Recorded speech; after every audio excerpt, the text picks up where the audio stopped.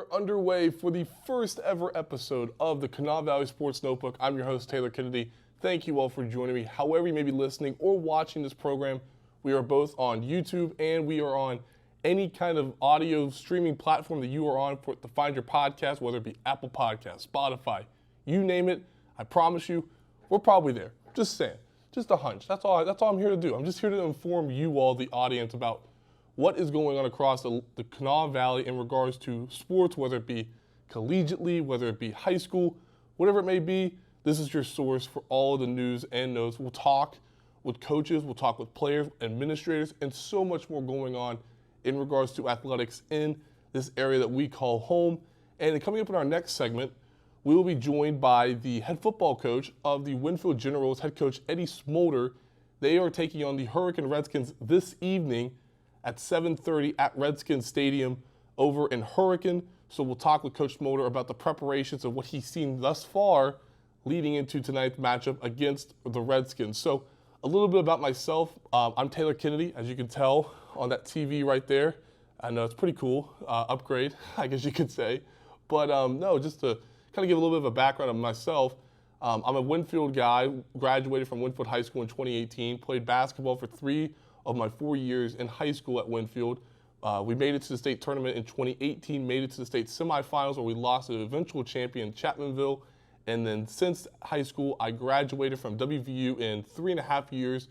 I have my bachelor's degree in sports and adventure media, which is a sports and journalism degree. So I'm excited about that. I was excited to be able to learn from so many different professors and even people that I worked with in other areas. But enough about me. Let's kind of talk about week 1 of the high school football season. And we got a lot of great matchups. And let's start with that first matchup that I already alluded to in Winfield and Hurricane. This is the War on 34. And Hurricane has won 27 of the last 28 meetings, including 13 straight. Winfield's last win came in 2009 by a final of 17-16. Hurricane advanced to the Class AAA state semifinals last season and tied a school record of 10 wins, and they finished 10-3 overall. On the flip side for Winfield, they clinched the #1 overall seed in the Class AA playoffs. The Generals finished their season 10-2, and it was their first 10-win season since 1988. The other Thursday night game involving a Kanawha Valley school is the George Washington Patriots. They are traveling to Ona to take on the Cabell Midland Knights, and that is the 14th all-time meeting between the two schools. Cabell Midland leads the all-time series 10-3. George Washington snapped a 7-game losing streak last season by upending the Knights 28-21 at Steve Edwards Senior Field here in Kanawha County. George Washington reached the second round of the Class AAA playoffs last season. They beat Princeton in the first round and then fell short in the second round. Cabell Midland, on the other hand, was knocked out early in the state playoffs by Bridgeport by a final of 41-13. The Knights are 3-2 in season opening games at home. Moving right along now, let's go over to Madison, West Virginia, as the Herbert Hoover Huskies travel to take on the Scott Skyhawks. This is the 20th all-time meeting between the two schools. Herbert Hoover leads the series 14-5, including winners of 6 of the last 9 meetings. Scott won last year's game 34-19, snapping a 3-game skid against the Huskies. Hoover finished the season 10-3 last year, advancing all the way to the Class AA state title game where they fell short to Independence, and the Huskies did so by winning 10 straight games to get to Wheeling Island Stadium after dropping their first 2 games of the season. And for the Skyhawks, Scott went 10-2 last year, the first 10-win season since 2006. The Skyhawks made it to the second round of the Class AA playoffs a season ago. Moving over to Nitro playing Polka. This is a matchup between two schools that are close in proximity. This is the 87th all-time meeting between the Dots and the Wildcats. This series dates back all the way to 1930, and Nitro leads the all-time series 47-36 with 6 ties. However, Polka has won 3 of the last 4 meetings, but Nitro won last year's matchup by a narrow margin of 27-26. Polka finished the 2022 season 2-8 with wins over Mingo Central and Wayne. Nitro finished 3-7 during the 2022 season, and they split their final 2 games with all 3 of their wins this last season came to Polka. St. Albans, and Sissonville. Going over to Buffalo now, as they will travel to Petersburg, and this is the second consecutive meeting between these two schools. Last year was the first ever matchup between the two, and Petersburg took that game 52-19 at Buffalo. Buffalo is starting its season on the road for the second consecutive season. It is also the 8th time the Bison have started their season on the road since 2010. Buffalo finished last season 3-7. The Bison split their final 4 games with wins over Tulsa and Ravenswood. Petersburg went 7-4 in 2022, and the White Falcons qualified for the Class Single-A state playoffs. Going back to Kanawha County now, as the Chapmanville Tigers will travel to Sissonville for the 17th all-time meeting between the two schools. Sissonville leads the all-time series 10-6, including winners of 8 of the last 10 games. Chapmanville won last year's meeting 43-26, which was the Tigers' first win over the Indians since 2015. Sissonville finished last season 2-8 overall, with both wins coming at home against Polka and Westside. On the flip side, Chapmanville went 7-4 last season. It was the first time since 2015 where the Tigers won at least 7 games. Going down to Raleigh County now, as Riverside will travel to take on the Flying Eagles of Woodrow Wilson. This is the 19th meeting between these two schools. The first meeting came all the way back in 2001. Riverside won that game 25-21. The Flying Eagles lead the series, however, 10-8 over the Warriors. Both teams have split the last 6 games evenly at 3. However, Woodrow Wilson has won 3 of the last 4 games, including the last 2 meetings. Riverside matched its 2021 win total by going 3-7 last season. The Warriors split their final 4 games with wins over South Charleston and Lincoln County. Woodrow Wilson started 5-1 before losing 4 of its last 5, and they finished last season with an overall record of 6-5. Going over to Capital now, as they will welcome the state runner-ups in Class AAA from a season ago in the Parkersburg South Patriots, and that game will take place at Laley Field, and I will be at that game covering that game for the Charleston Gazette Friday evening. This is the 11th all-time meeting between the Patriots and the Cougars. Capital leads the all-time series 7-3. However, Parkersburg South has won 3 of the last 4 meetings, including a 59-0 victory a season ago. Capital is 3-1 at home against Parkersburg South in this series. Capital is also coming off a 3-7 season in 2022. The Cougars are 3-1 in season-opening home games. Parkersburg South finished last season, as I mentioned, as the Class AAA state runners-up, going 12-2, and what a terrific season for the Patriots last year. Moving over to St. Albans, and they will welcome the Big Reds of Parkersburg. This is the 24th all-time meeting between the Big Reds and the Red Dragons. Parkersburg leads the all-time series 19-4. The Big Reds have won 15 straight games against the Red Dragons. The last time St. Albans beat Parkersburg came in 1997, where they won by a final of 13-7. St. Albans is coming off its first winless season since 2002, going 0-10 in 2022. The Redskins will play their first 3 games at home, welcoming Parkersburg, Nitro, and Riverside to St. Albans. And on the flip side for Parkersburg, they are coming off a 4-6 season. The Big Reds are looking to avoid 3 straight seasons below 500 for the first time since 1913 and 1915. How about that feature? And then a couple more. And South Charleston will travel to Monongalia County to take on the Mohegans of Morgantown. This is the 5th all-time meeting between these two schools. The series is split at 2 games apiece. Morgantown won last year's meeting in the very first game of the season, 50-0 at South Charleston. The Black Eagles are coming off a 1-9 season, and this will be the 3rd straight year South Charleston will start its season with a different head coach. In 2021, it was Donnie Mays.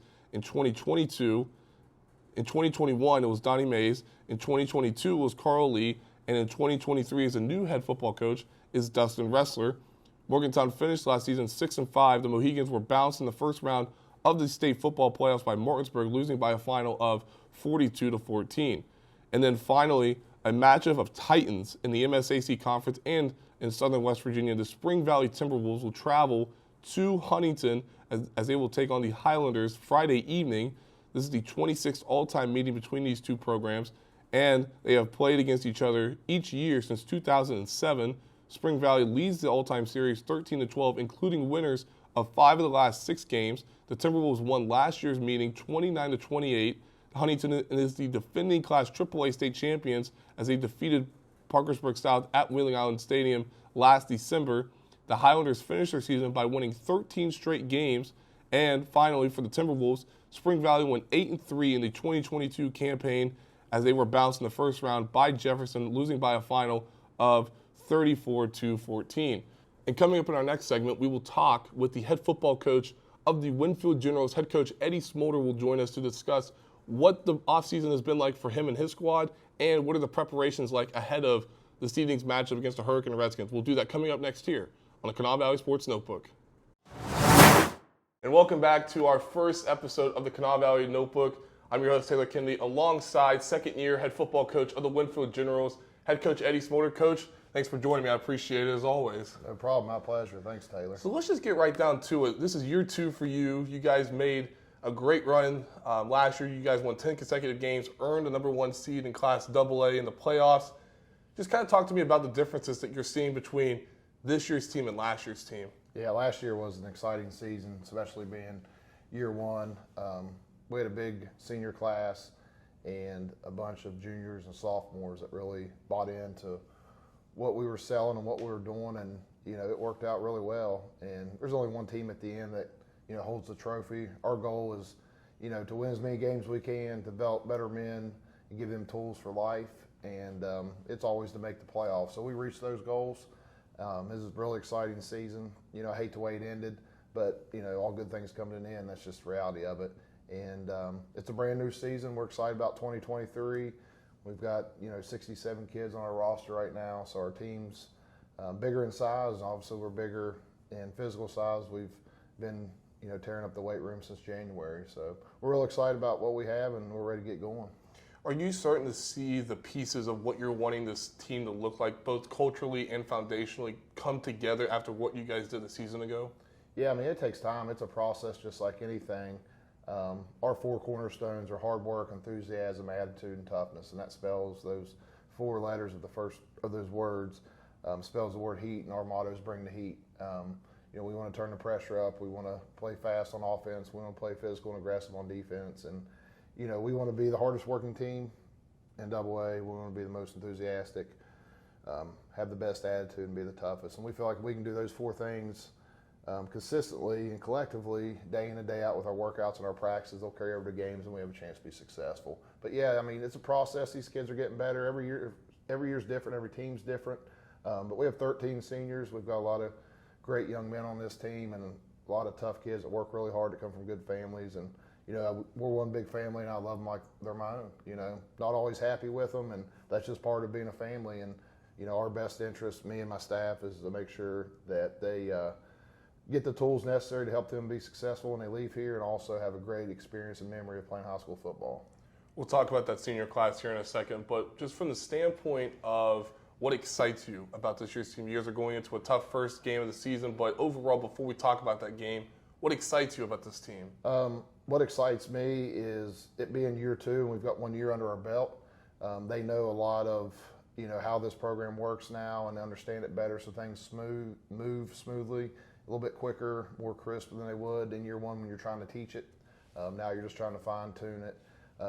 We have a really good senior class that works really hard. They're respectful. They have good attitudes, and they lead by example. They're not real vocal. Caleb Cole's probably our most vocal kid, with Chase Massey, our quarterback. But outside of that, those seniors lead by example. They work extremely hard. They're always here. They don't miss workouts, and they're always the first in line, and they'll do whatever we ask them to do. So that really excites me. Our younger kids have a lot of potential, and we have a lot of kids that are underclassmen that are contributing. I think one of the main things that excites me is we start workouts in January, and we work out most days before school starts at 6 a.m. and we'd have perfect attendance throughout a whole month. Maybe we'd have 1 or 2 days where we had a kid or 2 miss, but they're always accountable for that miss. It was a reason, doctor's excuse, or something like that. So our off-season attendance was just phenomenal. Our coaches did a good job helping me prepare them and get them stronger and faster. And looking at our team, 98% of our kids that start for us and play for us went through Winfield Middle School and Winfield High School, and they're from here, and we take pride in that. What does that tell you about your team then, whenever you do have a complete buy-in and you can just almost sense that hunger that you see from your players? What does that mean to you as a coach of what you guys are doing? I mean, that's what it's all about, right? I mean, everybody wants to wear a ring, and everybody wants to win a championship, but that's not why I went into coaching football. I mean, it's not. I started playing football at a young age because the game itself brings men closer together. It allows you to compete against other communities, at the same age and see who's got what. And, that's everybody's ultimate goal. But for us, bringing it together, we created, like I said, like one big family. And our kids love being here. We've got, like I told you, 67. We started out with 70, and we consistently had, 70, 80 kids in the weight room morning after morning working out. And that just shows you that our culture is supportive of young men wanting to get better, to be better men, be better football players. And they know that we truly care about them, and we want them to succeed. They also know that we're tough on them. We have high expectations, but kids are drawn to that, and they want that because they know that's what's going to get them to be an even better version of themselves. Let's talk personnel. Chase Massey is going to be your all's quarterback this season. When you look at what he's done throughout fall camp and even before you guys started fall camp, where are you starting to see him gel and almost mold into what you guys are wanting him to do this season? Well, I mean, he's a natural quarterback. He's worked on it his whole life. His dad played college football and was a quarterback at Fairmont State, so he's trained for that for a long time. He's an athlete too. I mean, he could play receiver, running back. He plays safety for us in certain situations, but he's a dual threat kid. He works really hard. He studies the game, and he puts countless amounts of time into it in the off season with throwing to speed training, so on and so forth. His diet's good. Watches a lot of film. He asks questions. He's got a good presence about himself that kids are drawn to that want to, they want to ride with him and not for him, if that makes sense. I feel like that's important as your leader, and especially as coaches too. They want to ride with you, not just for you. We're in this thing together. And, he's a leader. He's very smart and intelligent. I mean, he's learned what we do really fast. And with him, we were able to add some new and things we haven't been able to do, maybe in year one. So, we're just really glad he's here. He fits right in. And his dad's from West Virginia. His uncle's on our staff. And, it was just a perfect fit when they decided to move back to West Virginia. Eddie Smolder is our guest here on the Kanawha Valley Sports Notebook. And, Coach, when you look at skill positions for you guys had a lot of great skill position players a season ago, including Bray Boggs, who was an excellent athlete and student in the classroom. But when you look at that skill position for you guys, whether it be from a running back or a wide receiver perspective, what are you kind of seeing from those two positions, and how optimistic are you about them? We lost two really good running backs in Caden Beam and Bray Boggs. They were really good kids and really good players. So those are big shoes to fill. We've got multiple guys that can fill those shoes. Jace Miller is doing a great job. He's a senior. He started both sides of the ball last year, but not at fullback, but he was our backup behind Caden. And we didn't need him to play fullback because Caden just played one way, coming off a knee surgery, and we used Jace more at tight end and linebacker. But, he's done a really good job of filling those shoes. They're different type runners. They're both good in different ways. Beam was more of a power horse. Jace is powerful, but he's more of a slasher, and he can cut really well too. And then our running backs, we've got multiple guys. K'Wan Pearson's back. Easton Pinkerton is a new kid that's playing for us, doing a really good job. Matthew Daly played some as a freshman, started on defense. Blake Withrow's a sophomore. That's a really tough kid. It's helped us out a lot there. And there's some other kids that contribute, like Gavin Craffey's a senior. It was really good on JV last year. So we're happy with what we got back there. I don't know if we'll be as good because we haven't played yet and we haven't proven it, but we have potential to be just as good or better. We're bigger and we're faster at those positions. Defensively for you guys were an excellent defensive team a season ago. You personally are very defensive minded. You held teams to right around 15 points per game a season ago. When you look at the defense that you guys have this year, what do you like about your defense? Number one is, Coach Ron Arthur's our defense coordinator, and Coach Massey is his right-hand man. So those two guys, they run our defense, and they do an outstanding job, and there's not two other guys that I could ask that I'd want to run our defense. We put a high emphasis on defense.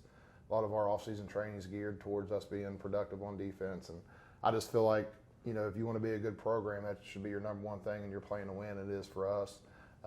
We have, probably we lost half our starters on defense, and we got half of them back, and, some other kids have stepped up.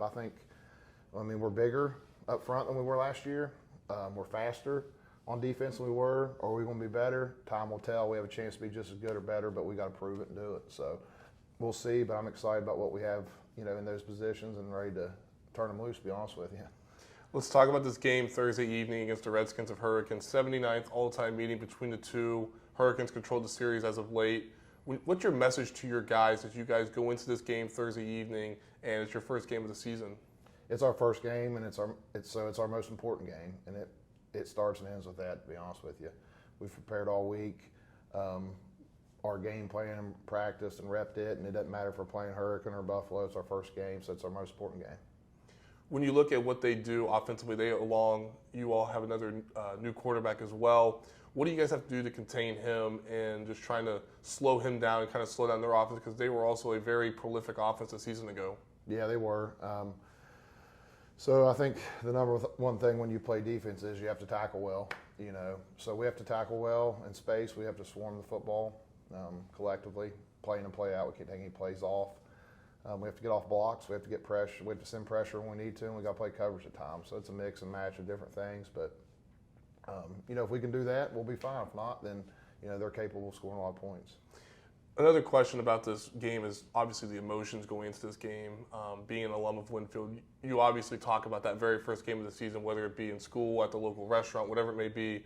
That game is always going to be the most important game. It's like the WVU Pitt game. It's arguably your Super Bowl for some people. But when you look at controlling the emotions of that game, how do you go about controlling those emotions whenever there's a lot of storylines going on, there's a lot of emotions around it as well, but at the end of the day, you got to keep your guys composed going into game one? Yeah, I mean, it's the first time you get to play against another team, but, we've been practicing for, we used flex days in July, and then we've been practicing since August 1st, so it's been, 7 weeks, and we've had 2 scrimmages. Our kids are ready to play somebody and hit somebody different, to be honest with you. And, whether it's Hurricane or Polka or whoever, I mean, it's their first game. Everybody's excited. Everybody's tuned up and just ready to kick off and get the season rolling where we are in some kind of routine and, day in, day out, we go to school, we practice, and then Friday you're waiting on your next matchup. So we're excited about that opportunity. We're ready to kick off and not really, wasting a lot of time on who or what it is. We expect to play, with perfect effort, play great defense, protect the football, move the chains, and win the specials. If we do that, doesn't matter who we play, we'll have a chance to win.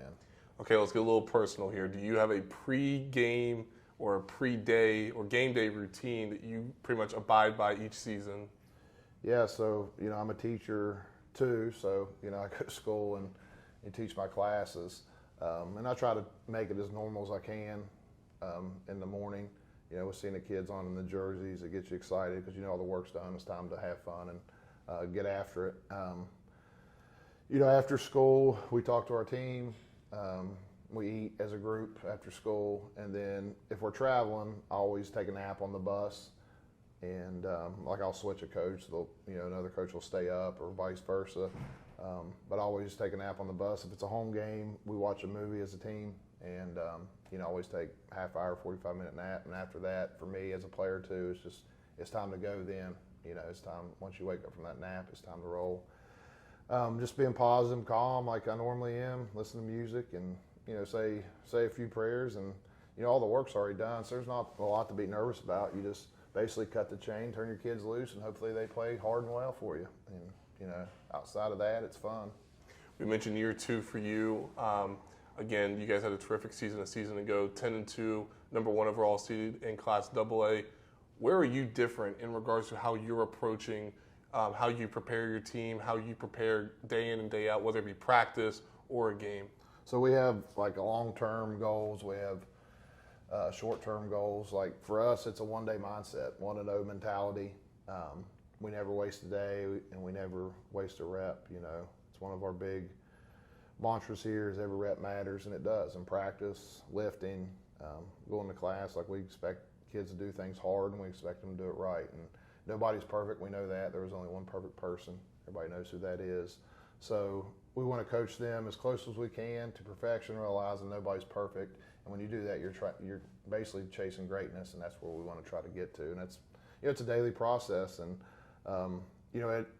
before we practice, watching film, study, whatever, going over scouting report. What's our goal today before we go out? 1-0. That's that simple. And that's not easy to do. We have high expectations and a strict culture when it comes to that. But when kids know you care about them, you're in it together. Like I said before earlier, you get a lot more out of them. And the farther you go and the harder you go, the more bond you create. And then once they create that bond, and they're forged together, then you got something special. Community support is definitely a big piece of what makes Winfield special. I remember playing and just being in the stands. You can definitely feel that sense of community here in Winfield. Just kind of walk me through how important it's been for you just to kind of see the feedback and the love that the community of Winfield's been giving, not only you as a coach, but also your team.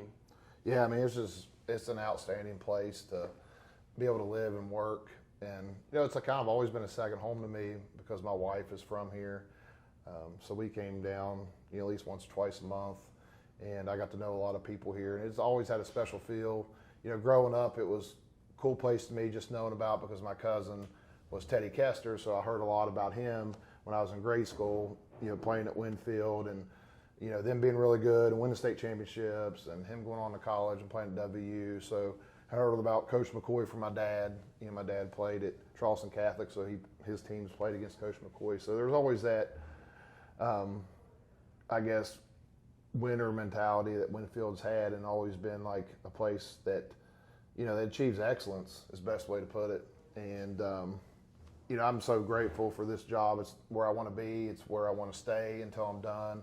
The people have been great to me. There's so many great people in this community, hard workers, successful people. And, it's Team Winfield. We all do it together. We support each other. Nowhere is perfect.